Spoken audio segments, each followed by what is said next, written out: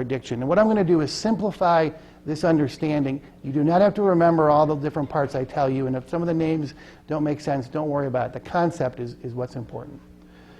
So this addiction center, this pleasure center in the brain works like this. There's two areas that are involved in this circuit. One is called the ventral tegmental area, that's in the midbrain, and this area called the nucleus accumbens, which is another part of the brain. So these are the two major parts of this circuit. They're deep in the brain, they're very important. Things that are deep in the brain, by the way, can trump anything above it. This big part of our brain where we think and we come up with great ideas and dreams and all that stuff, that part can be trumped by the midbrain and the lower parts of the brain. It can take over. You ever try to kill yourself by stopping breathing?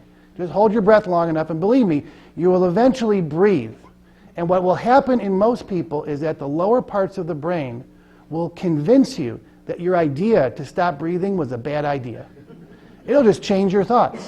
In the same way, when addiction is activated, things that seem like they make a lot of sense to people who are not addicted make perfect sense to the person who's in the midst of addiction. So there are these neurons that go from the ventral tegmental area to the nucleus accumbens, and the idea here is that when these are activated, a substance called dopamine is released, which activates the nucleus accumbens and makes you feel good.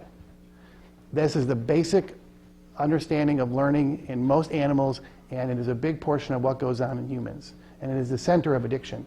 If a substance or behavior doesn't activate this system, it's not addictive. It can't really cause addiction. So once that center feels good, this nucleus accumbens, it starts talking to these parts of the brain that we talked about. It talks to a part of the brain called the cortex, which is up here where we think and where logic is. It talks to the amygdala, again, to activate emotions, to tell us this is great, this is wonderful, whatever we just did. The hippocampus remembers all these important things about how to do this thing again, whatever it was, whether it was a chocolate for the first time or something. And the ventral pallidum will motivate that person to do whatever it is again, because good is good, but more good is even better.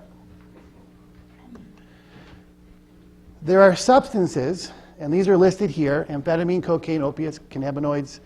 These are the drugs that can directly affect the nucleus accumbens and activate it just in the same way and change the way the dopaminergic receptors are turned on.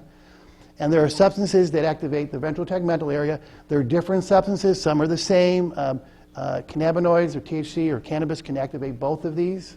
But when these are turned on, it's very different to the addicted person than just simply the piece of chocolate or the pleasurable activity. It is a profound